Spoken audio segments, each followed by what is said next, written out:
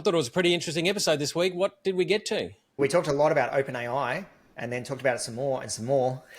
We did. We tried to balance the line of really not knowing what the F is going on, but we did our best to try and put a few pieces together and share some ideas that I don't think others have been discussing.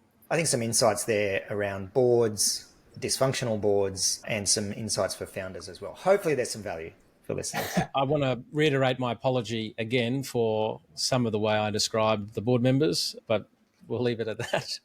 And our discussion on boards led us to quickly touching on Rugby Australia and the shift with the chair. Yeah. That was shift with an F, not shit with the chair. Yeah. Then moving on back onto AI, we talked a lot about how to survive and thrive in the world of AI after a podcast from 20BC with some interesting insights for founders of how to think about navigating the changing technology landscape.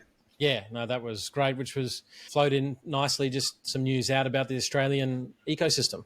Yeah, so looking at some stats around the ecosystem, the fact that our tech unicorns are defying the global odds and performing well on the global stage. We ended with a little shout out to Technology One and their continued success with 14 years in a row of record profit and revenues. All right, let's get into it.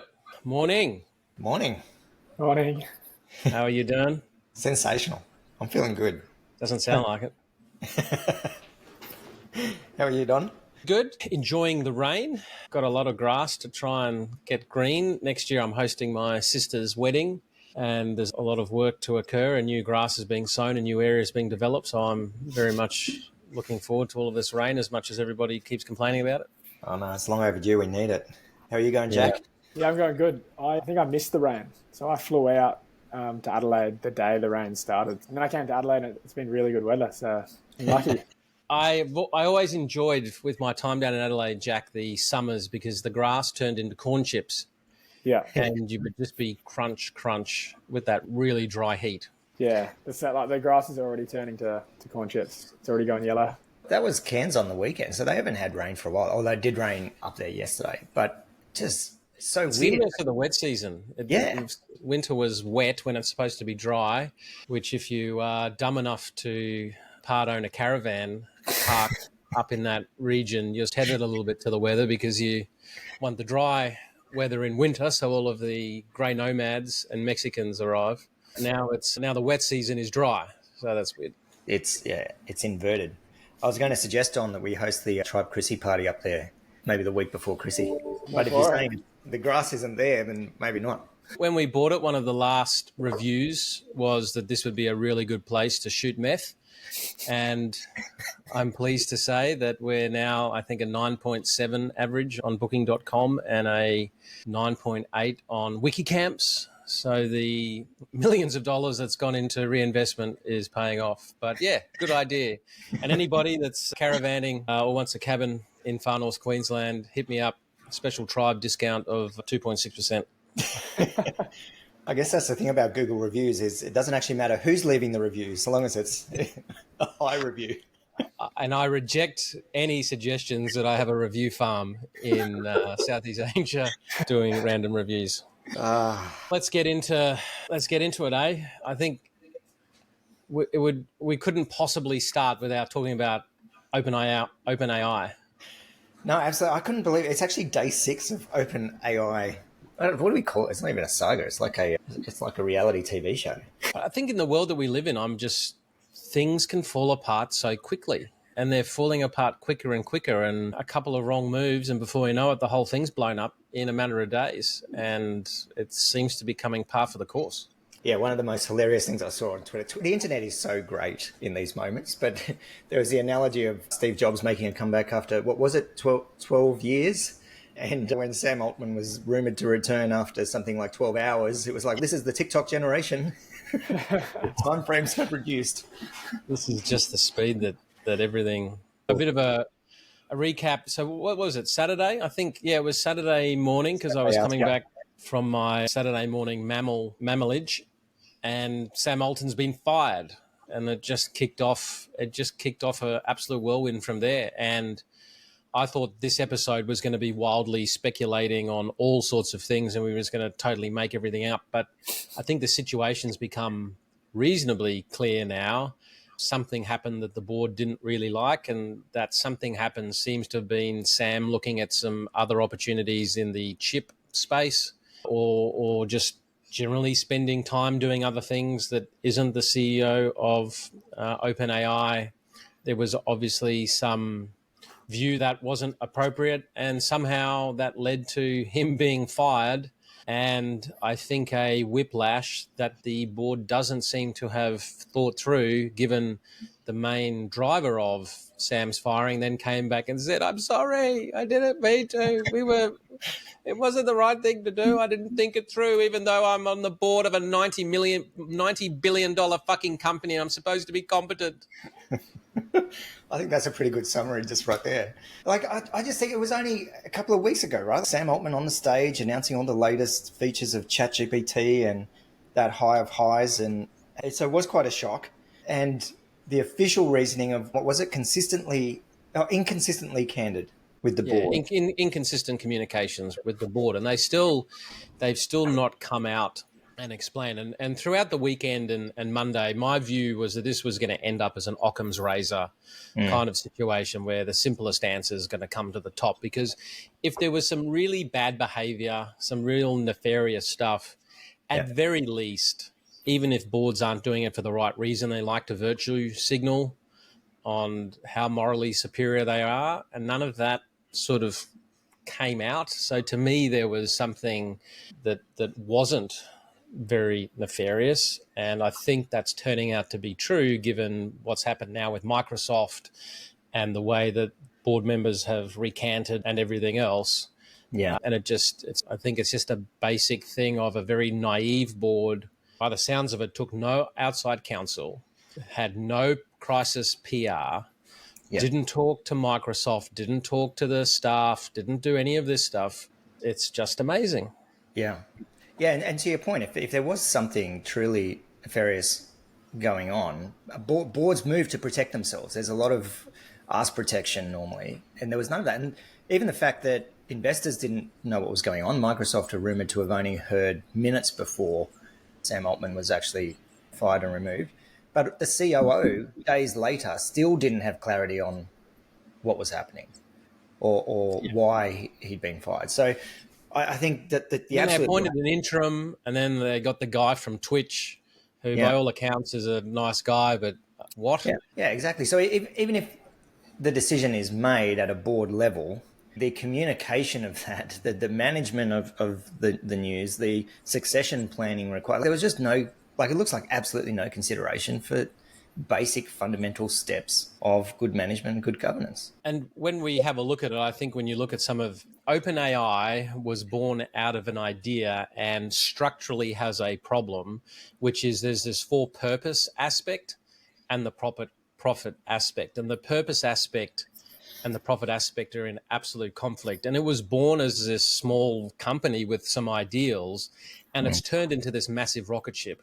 And one of the things I think in the last episode, we talked about the needing to build foundations as your company sort of scales.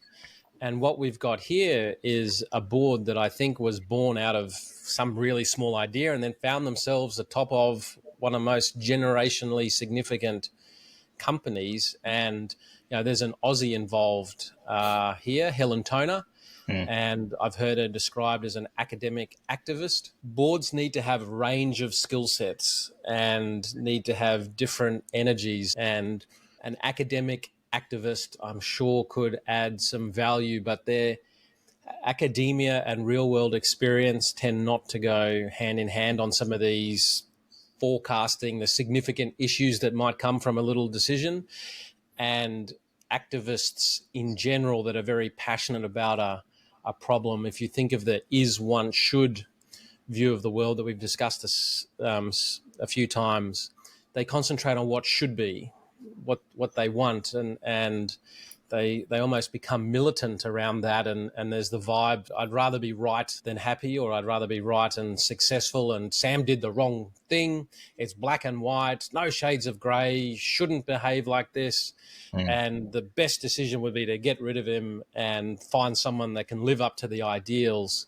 And that kind of thinking, whilst maybe morally correct and morally superior conflicts a little bit with the capitalistic system, and there doesn't seem to be any balancing of what's the upside from what we're about to do and what's the downside from what we're about to do, and have we thought through it properly and have we put the right steps in place. It's just, to me, what it smells like is absolute naivety, absolute inexperience for people that found themselves on the top of a rocket ship that didn't have the EQ, experience and knowledge to know how to handle it.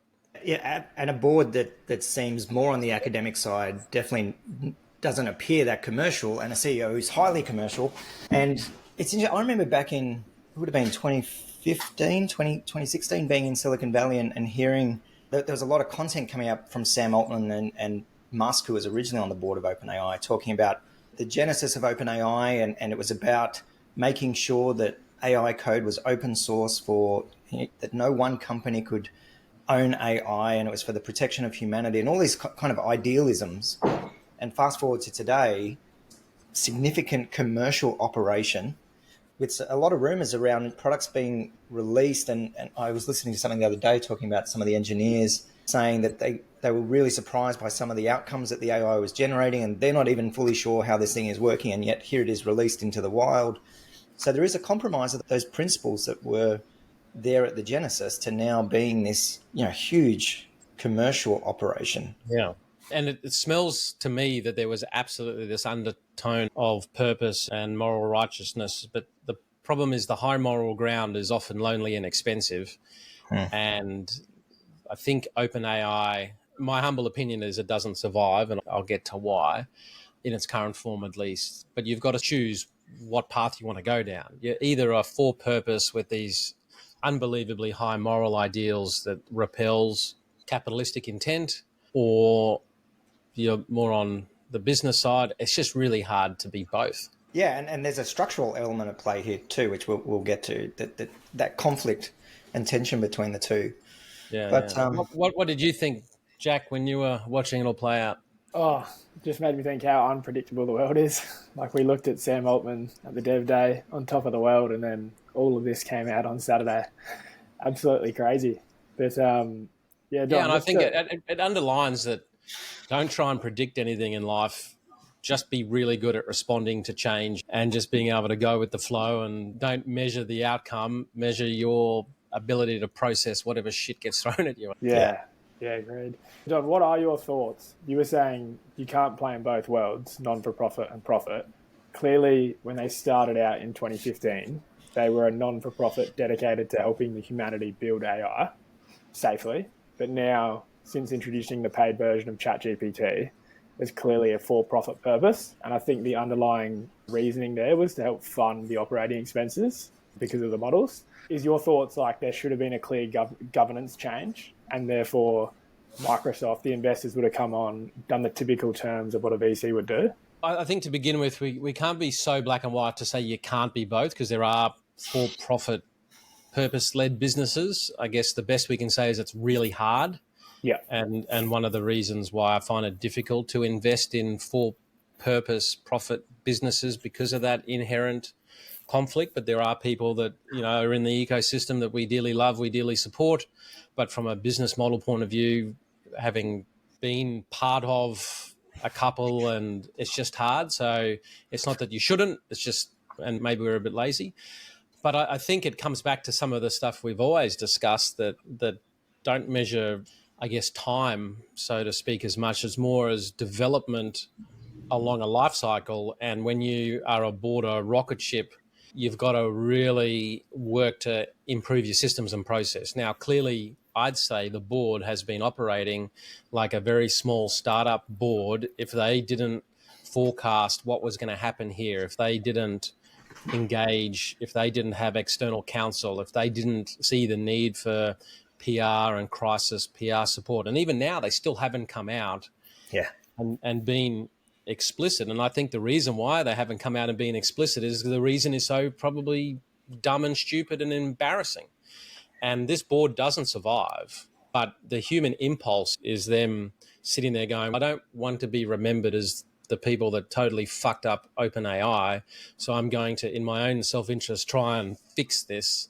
Yeah. But they never get to that point of actually fixing it. And so that's where improving governance, building the systems, building the processes, and at some point realizing that there was going to be this conflict and maybe they had to structurally change. Maybe OpenAI needed to actually totally split up and create the entity that was just to do with the whole for purpose protection against AI, making sure AI was healthy and all of that, and separate the business aspect and not try and have the same governance structures, because they're different structures, different energies, different purposes. But the problem is that would have been at somebody's self-interest expense, and humans, once they find themselves into powerful positions, they tend not to want to hand over that power. And there's just this big disconnect. I don't know if it's a disconnect, but there's part of the world that thinks AI is just this existential threat and we're in deep trouble. And then there's nah, calm down, she's going to be sweet crew. And the problem is that they're fairly polarized. And as we see with politics, religion, anything, polarized groups of people don't make for good bedfellows. No. I think I'm just going to load up the organizational structure. How do I share this one? This is the structure of OpenAI. And I have so many questions how this came about. But looking at it, there's some issues here around the fact that there's these the board of directors sat over the top of a public charity, which then which owned the holding company of the non-profit aspect. The OpenAI LLC part, which was the profit generating, sits over on the side. And meanwhile, Microsoft is invested over here. Like this, we talk about structuring a lot. And it's really interesting when we put up a structuring workshop, we don't get a lot of founders sign up because it's seen as boring, and I don't have time for that, or whatever version of I have other priorities. But the reality is these types of structural issues, systemic issues, like these matter because the way they can lead to conflict, they can lead to conflict of interest, they can lead to poor management and underperformance. But I was really fascinated when I saw this structural setup. Structure achieves strategy, right? And the silly example that I've given before is, let's say that Don wakes up one morning with the vision and the mission to be a male supermodel, and he gets external validation. His mum says, Donovan, you're a beautiful boy. And he says, you know what? I'm just going to do it. That's my vision. That's my mission. Anybody that has met me knows that this is not the structure of a male supermodel in a whole range of reasons. Now, I can either keep persevering and then end up with a lot of internal conflict because my vision just isn't being achieved despite how much I want it and how much passion I've got for it. Or I've got to change my structure. I could go and get leg extensions, lose 20 kilos, facelift. That's probably not even enough at this phase. I'm not even sure I could be a hand model. I think they'd reject that, right? So maybe I can change my structure to achieve my mission, or maybe I've just got to get rid of my mission or change my mission and vision. And once you have kids, your mission and vision is just to slide into a relative obscurity of dad bod. And I submit that my structure is meeting that vision and mission tremendously. And so with an OpenAI, the problem is when you've got conflicting missions and visions all within then a conflicting structure, like the board and the type of governance and the people that you need for a charity is totally different to others. And you've got people that have clearly demonstrated to be incredibly smart. This is not an intelligence thing, but actually it's an experience thing. It's an EQ thing. It's factors that I would just submit that this board didn't have, and therefore there was a structural problem that meant one day there was always going to be a problem. And that's often the problem with breakups, that actually they're seeded from day one. You don't feel them, you don't see them until some conflicting thing happens, and then it blows up. Yeah. And in this instance, the problems were seeded way back when OpenAI was developed. The problem seems to have been Sam's wandering eye on other opportunities that maybe they did put OpenAI's IP at risk. Maybe he was being self-centered. Maybe this was not tenable. That could have been correct. But how they've gone about it, I humbly submit, is going to destroy OpenAI, and it's going to be bought by someone, most likely Microsoft. I agree with a lot of the commentary that they're going to pick this thing up for pennies, because it's widely talked about that Microsoft has invested 10 billion. Not all of that is vested, and a lot of that was in-kind processing power. And if we think of what AI really is, it's some smart stuff on top of unbelievable amounts of processing power that we've now got in this day and age. You take away the processing power, you're in a whole lot of trouble. So now Altman gets to go to Microsoft, which was the processing power for OpenAI. And if he can drag some resources. But what happens in companies when these things go off? We've spoken about integration and disintegration before. A company, when there is destructive conflict, starts to disintegrate, and all the energy goes into that conflict, and no energy is left to go and do the thing that it's designed to do. So in a fixed energy world, 100% is 100%, and it's something that Ishak Adizes has spoken about for a long time. It's energy is predictably allocated, and it first goes to conflict, and then you can't get anything done. Yeah. And so if 25% of your energy is being consumed by conflict, only 75% can go and sell products, develop products, solve problems. But if you're 90% or 95% consumed by all of this distraction and conflict, you're not getting anything done. Yeah. And I think, going back to the comment you made at the start there, that even if those things were true about Sam Altman and these other things that he was working on, distractions, and maybe he's not being completely transparent with the board and so on and so forth, measuring the upside versus downside, which is something we talk about a lot, but actually looking at is that just something that we need to bear and be okay with? Because the downside of making a change like this was far more damaging. And so I think, Microsoft's a real winner here. They've positioned themselves really well. They've got to be a little bit careful. Some of the stuff I have seen that I agree with is that Microsoft, with 49% of OpenAI and controlling the compute, means that if anything went wrong or hallucinations and all the fuck ups, that can be on OpenAI's brand, and not their brand. So now, if they're going to take on this, it's not exactly beer and Skittles, but yeah.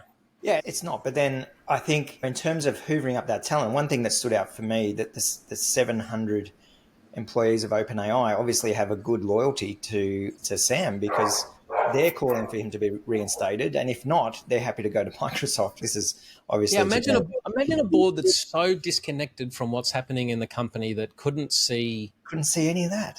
That if we just cut Sam out, that we weren't going to get a backlash. Now, there's been some things online that Sam's not exactly the most likable guy for a few people in the ecosystem, but no entrepreneur is, right? No. We've got people that love us and simultaneously hate us. The board to not understand the amount of the heart emojis, like all weekend, it's just been a heart emoji love fest, which is lovely to see.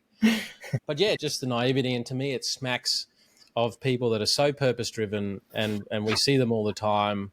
They would rather be right than successful, and they then get caught up in this black and white view of everything, when that's just not the world that we tend to live in. There are shades of grey, and even if Sam was in the wrong, then you start a process, you start what's in the best interest of the company, whereas I just smell people have acted in what's in their best interest of their own emotional reactions and haven't thought about the company. They've just only thought about what makes themselves feel better. Yeah. Yeah, there's some news out from Bloomberg overnight that the VC investors are looking to potentially sue the board, because obviously this valuation, what was it valued at? 86 billion in October? USD. And USD as well. Yeah, USD as well. And the employees. Imagine you're an employee, and this was from Pivot this morning or yesterday, and you're getting ready to sell in a secondary transaction that's coming up. As Galloway points out, you can't help but start thinking about all the things you're going to do. Oh, I'm finally going to pay off my parents' house was one of the things. Or I'm going to do X, Y, and Z. And then now, 4 fuckwits have gone and destroyed that for you. And this is the internal disintegration that I talk about, that there's no way the board survives, but this bomb that's gone off, that hurt and that pain and that destructive conflict then just smashes the place. And the question is, if it's going to survive, the cultural revolution that's going to have to occur to keep it intact is going to need to be significant. It was interesting reading some of the commentary on social media. The AI doomsdayers were saying that this board held the future of humanity in their hands. And there's a lot of people really reacting to that, of how these individuals make this decision. And in their, like in this doomsday scenario view, is that's it, AI's won, we're all dead. Yeah. Which I know is extreme. But it is interesting. I should, having just reflected as I sometimes do, fuck was probably too strong I more often than not act like a fuckwit when in stress situations. So I shouldn't be so rude. You've got to assume people do the best they can and that they were operating. But this is why you shouldn't put children in charge of heavy machinery. You've either got to have experience and know what you're doing and get some advice. So I recant the quit. Let's just go inexperienced people that should have known better. Yeah, and I think there's some good lessons for founders if we share a few. One would be having some sort of circuit breaker or system to detect when you're stuck in a group think that's just leading you down a path, like having an advisor, having a diverse board with diverse perspectives, seeking counsel, seeking advice. I think the second one for me here is communicate. We saw the Optus CEO just step down because the full day of the Optus outage didn't make a single statement. Then when she did come out after it was all resolved, made a mockery of small business owners that had been caught out not being able to take payments on because of the Optus outage. I think just these basic fundamentals of overly communicating, particularly in crisis or ambiguity. But when you're stuck in the painting, you can't see the whole picture. And that's why it's so important to have external people. And I think I mentioned in one of the episodes when the family office had an issue, we called in support from Hannah Moreno and her partner Jeremy to help us. You've got to have people outside that are trying to challenge your thinking. Yeah. And bringing different perspectives and saying, but if you do that, this is what it's going to be. I understand what you're saying and what you're thinking, and you might be right, but that's not the way this plays out. You've just got to have those people that you trust. Otherwise, you get into trouble. Yeah, having that external perspective is so valuable, especially when you're in the storm. And I think the third piece of advice we found out of this, which we talked about, was just looking at your structure. And as boring as it may sound, and as much as it might be something you think of putting off to the future when you resolve some other issues, to Don's point before, we talk about tech debt, but there can be a structural debt that you're carrying as a time bomb that you don't even realize. I think it's going to be a really interesting one to watch, but we've written about it before. There's a couple of blogs that we've put out. We did an episode on dysfunctional boards. The reality is the fish rots from the head, and it's just so important to get that right. And even, Jack, a topic that you're so passionate about, and Aaron and I are trying to learn to be good people to learn the art of rugby. But if you look at Rugby Australia as well, through the chair and the board and what's happened there's another example of not only some challenges at board level, but people not knowing when to resign, and people who have no chance in surviving seemingly just sticking it out because, again, I am right. I am not wrong. Everybody else is wrong. I'm not going to move. Yeah, agreed on. That's something we were chatting about earlier, like when is the right time to leave. It probably goes back to when, what was the saying? When you're stuck in the painting, Don? When you're in the painting, you can't see the whole picture. Yeah, so that exactly applies here. And it's probably always great to have people outside of the painting to give you some advice.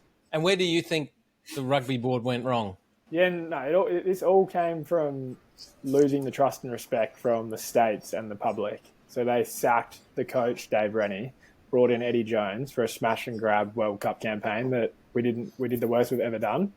So then Eddie leaves on his own will, and then Hamish was adamant he was staying as chair, but the states got together and called an extraordinary general meeting, and then he lost the vote as chair. But what I found interesting was they actually asked him to stay on the board, but he resigned. So what I think Hamish, he has a commercial background and he helped with getting the broadcasting rights.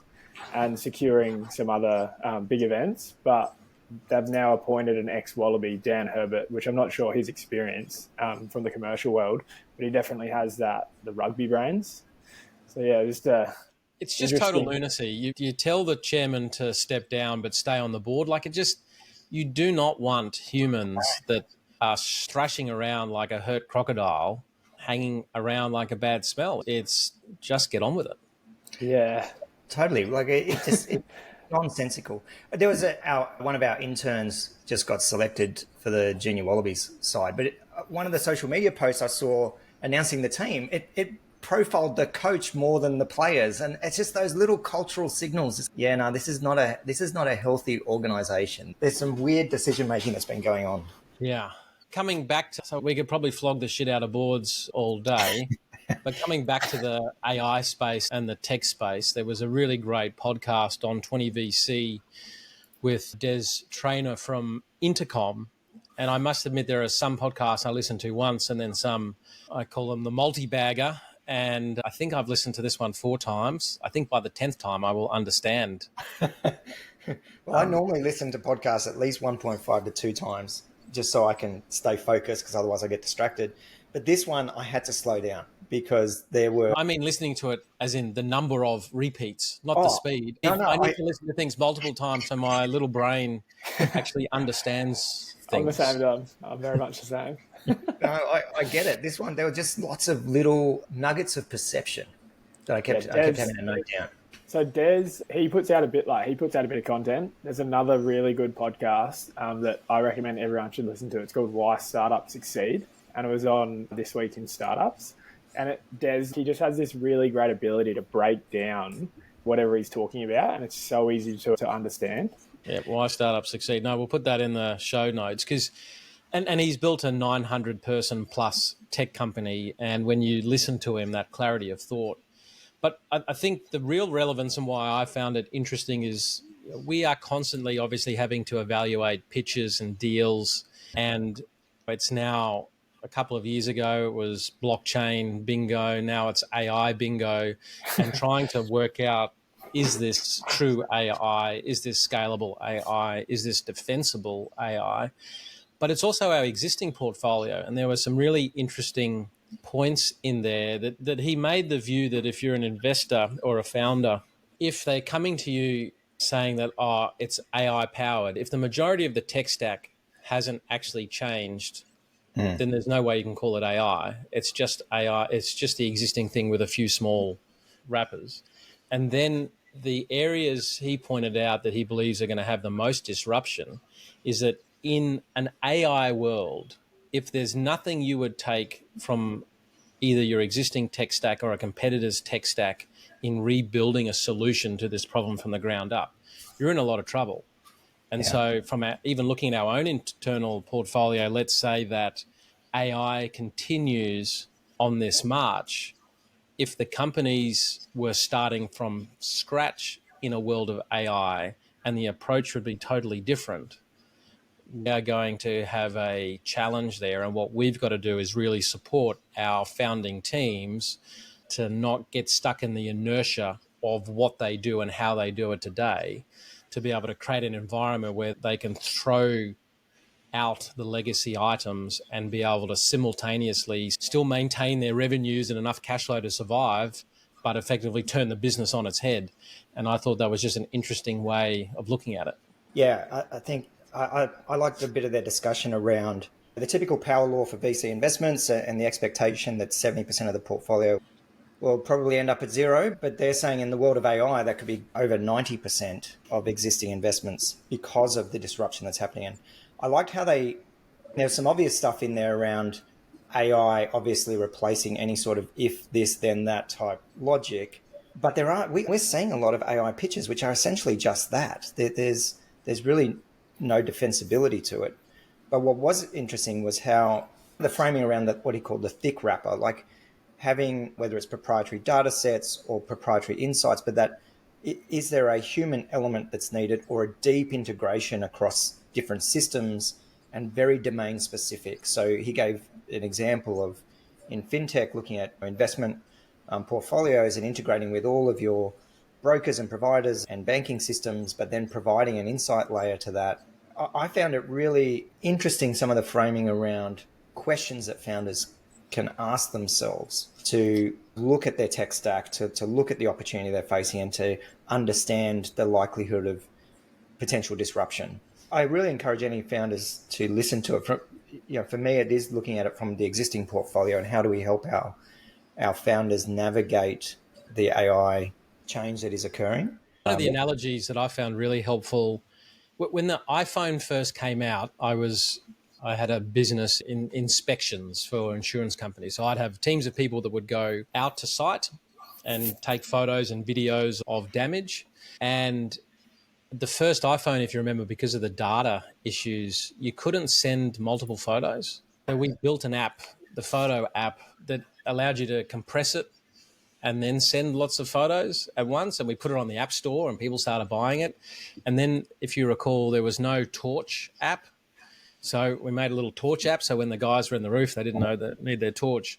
But Apple inevitably just added those features and those apps. If we were surviving on them, if that was our bread and butter, we were cooked.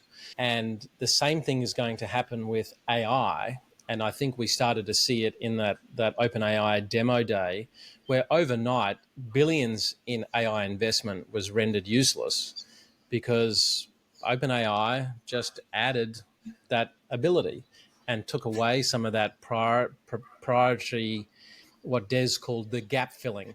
They just added some of these gaps. Now, if you can then provide a really thick layer, like a full-blown app that uses all the parts of, say, the iPhone, that then is able to get really sticky customer relationships and then makes it really hard to move, other people may be able to replicate that, but you've got the network's effects, you've got the stickiness, and you've got the value that is deep enough that the underlying technology is not going to try and come in and destroy that use case because it's just a bit too niche. I think the other little insight in there for me, which resonates, is the experimental budgets for new AI tech starting to dry up. So looking at corporates, but even consumers who were happy to put a little bit of discretionary spend onto trying new AI tools and widgets and gadgets. But yeah, the commentary was that those budgets are drying up now, and increasingly, particularly in the B2B space, corporates are looking for things that AI tools that add real value to the company. There was, if you recall, remember that time you got that random message from me because I downloaded an AI app integration for WhatsApp. And I think I said to you, can you please tell the team, I typed in there, can you tell the team I'm running late, but in ye olde English? Yes. And it just created this, Master Mackenzie would like to inform you that he is most sorry. But anyway, I didn't renew that app. Like, yeah, I had my paid fun. for that? There seems to be some embedded judgment in that question, Jack, that I'm not surprised. I'm not surprised. I'm just a bit disappointed. Talk about eroding my own trust and respect. But yes, Jack, I did. I do remember that message. That was really funny. Jack's comment, there's no judgment, Don. I judged you ages ago. Yeah. But yeah, all those little budgets. And so it's only as the economy gets tougher, we're seeing R&D budgets getting really pulled back. The experience that he was sharing, that a lot of founders and companies have gotten what they thought was market product fit and momentum through experimental budgets, but actually they're going to start to flatline. Yeah. And true market product fit is where you've gotten through the experiment and actually it's become something that's day to day. That's something for us as investors to really understand is, hang on a minute, do we actually have some traction here, or did we get some early experimentation that is not actually going to transfer? And not only that, is this piece of software... I'll give you an example. The family office has a big allocation to childcare. One of the problems with childcare is we can't really retain staff in a lot of areas because staff join childcare because they think they're going to be educators, but actually the government regs every year turns them more and more into administrators, where they got to fill out these forms, and anytime something small happens, they get the shit kicked out of them. We're finding it really difficult. Now, we got pitched an idea that was an AI tool that took all the regulations, so it was effectively a closed AI, and then listened to what was occurring, and then based on the regulation, made a recommendation for what needed to be done. Now, that regulation could either be around some of the learning outcomes. So based on this learning outcome, the exercise you should do with the children is this. And where the time-saving things is, it takes the educator a long time to go through the regs to work out what they should be doing. Then they've got to write it all out. Now, if there's an AI tool making a recommendation of what they should be doing and then can write that into the forms that need to be submitted, and even the parent app, instead of the amount of time, little Johnny was really good today and managed to not bite, all that stuff. Now that got pitched to us, but it's such a thin wrapper, and we've got some internal expertise. We've just decided to go and do that. And then the question becomes is we're looking at our budget and not going too silly with it, because one day the platforms that we use themselves will just bring that functionality out. So the budget that I've set internally, we've got 500 and something staff. We've worked out that if it can save them around about 15 minutes a day and improve quality and make sure that they don't choose the wrong part of the code, when you add that up, we can spend maybe about $100,000 on this and get a return on it really easily. But one day that's going to just become something that the platforms to run the business integrate, I think. And so anybody that's going off to create that to then sell as a really thin layer is probably going to find themselves out of business. And that business, I know, that pitched to us has raised about $1 million in capital from investors that I don't think is going to get a return because the world is going to swamp them. Yeah, the other one that came to mind for me was the number of pitches we've seen for every variant of social media ad optimization. And yes, this is something that it started as a consulting service. There'd be individual, and they still are, individuals that go and consult time for money to help you optimize your social media ad spend. Increasingly, there's a lot of tools and startups pitching there, but the AI does it better and will ultimately end up just embedded in these platforms. Yeah. You will create, much like Adobe now with Photoshop, where you type a few words and it generates the photo for you. Jack's predictions have come true. Yeah. You'll type in what you want to achieve, and it will go and create the ad and optimize it and run the A/B split tests and everything else, all for you, embedded in the platform. Which is the people that fear AI, because we know that humans can be incredibly reductionist and move to a fear-based engagement model. You could just imagine if you say to the AI, I want you to optimize for engagements, and just click a button and off you go, there's going to be some weird, depressing shit that gets created by these beasts. The shit that we create is just weird at the moment. Yeah. It's not that depressing, I hope. But look at media, and I don't want to rant about media, but the way advertising-based media services have just become clickbait and these ridiculous pieces of content. And you could argue the same for politics. It's all been driven by data analysis to these extremes. This is the worry, the AI advertising universe. What was interesting in the podcast was when they were talking about if Siri was actually made smart with AI, and and meanwhile here's Siri listening to me trying to give me recommendations, or maybe to tell me to F off because I said it wasn't smart. but the opportunity for Apple and Google to actually embed where advertising becomes embedded as a service provider in the Siri response. So if I ask, hey, Siri, book me a taxi, it automatically prioritizes a taxi service based on the advertising spend of the particular taxi. Yeah, whoever's paying the most, which Des then said, in that world, you just give away the hardware for free. Yeah, completely. Just hand off the phones, because then you just make the money out of the back end, which, we're looking at a lot of hardware as a service opportunities in our current portfolio and other investments. If you own that connection layer, here, have our phone for free, and you've got a really powerful AI tool where you just say, book me a taxi, and you're going to just call the taxi company that's most willing to pay the highest amount at that point. So you got your phone for free, but the consequences are on the other end.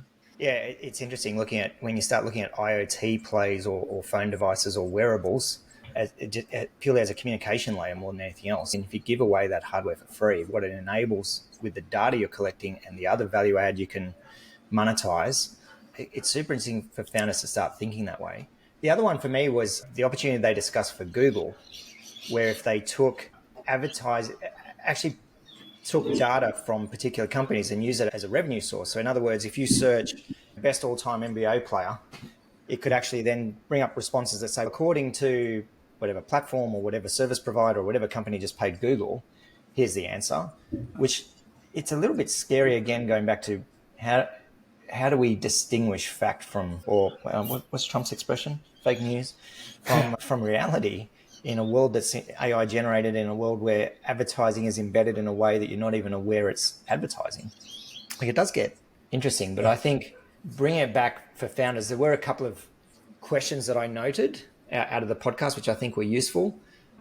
One was how Des talked about how he operates with his team, any new technology that comes out, presenting it to the team and saying, hey, how can we use this? And if there is a value there, actually starting to embed it into the product stack. Another one. He also had the business structured that had like significant R&D, but really integrated with his different teams. So they had this energy pushing towards trying anything new, but admitted that a lot of it fails, but they had a culture that allowed the failure to occur. So then that way some successes can come out, but they still, they drove product teams and technology to still achieve their outcomes, but really integrated with R&D. R&D wasn't just some weird thing over there, and if it didn't work, they were punished. Yeah, and the little filter around when looking at that technology and whether to implement it, is this just a nice to have? Is this a fun little widget? Or is there something possible now that wasn't possible before? And I think I like that framing as a little filter question. And then the big one for me was the one you actually shared, Don, when you first shared the podcast in the team channel, which was, if we started again today, would we build the product or team different with AI? And I think that's a really important question for founders to be asking themselves right now. Yeah. And there was he was talking about, we're going to use AI to revolutionize email. The problem being is, in order to do that at scale, you've got to be able to have a system that can send tens of millions of emails. You've got to have all these different bits. And if you're building something in AI and you wish you had the parts of other parts of the business, you've got a problem there. Those businesses are most likely to be able to take your idea and then add it on to them. Whereas if what you're trying to do is the opposite, where I don't need any of that stuff, I can do it from the bottom up, then you've got a fighting chance.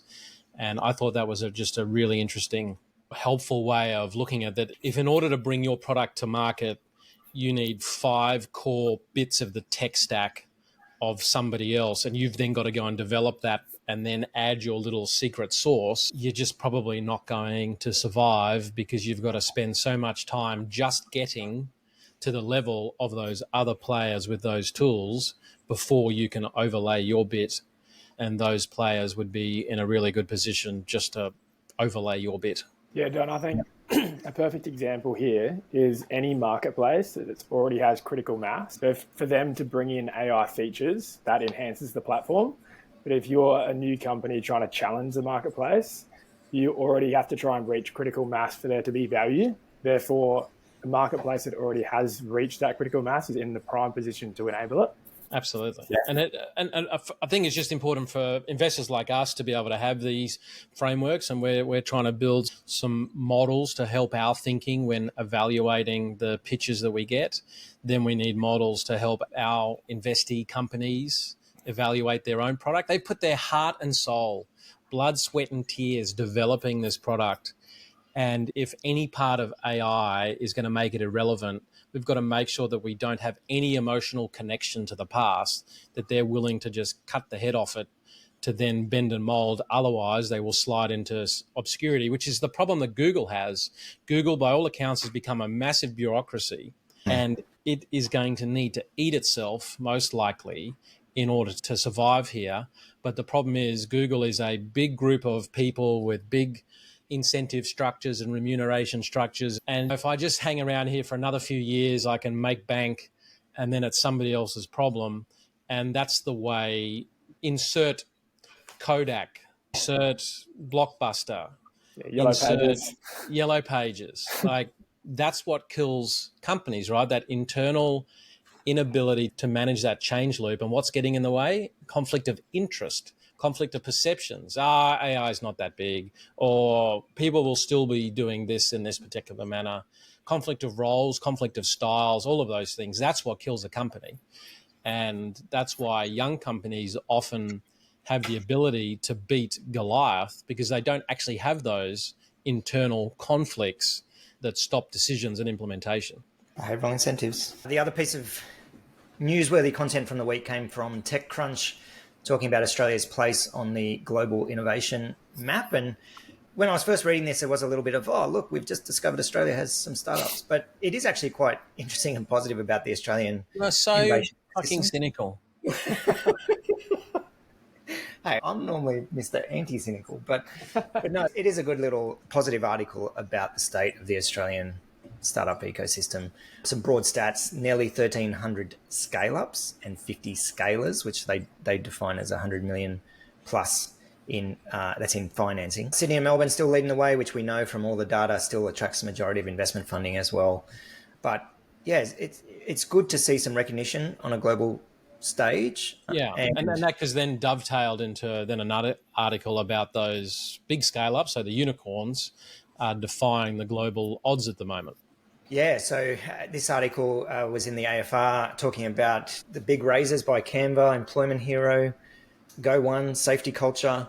So our unicorns outperforming compared to... They're all rushing to add AI, and I have a feeling that those unicorns that survive is because they've got all of these parts of the tech stack and the marketplace and the network effects keep them connected to their customers and allow them to add on. Although Des in that podcast did point out the functionality that Canva and Adobe are building is starting to become ubiquitous, where you just start telling the system, this is what I want. And as long as it's got workflows and way of storing digital assets, that technology is probably going to become ubiquitous. So I'm going to be really interesting to see how Canva and Adobe fight this out, and whether they can actually maintain growth and gross margins to justify the valuations and the investment to date.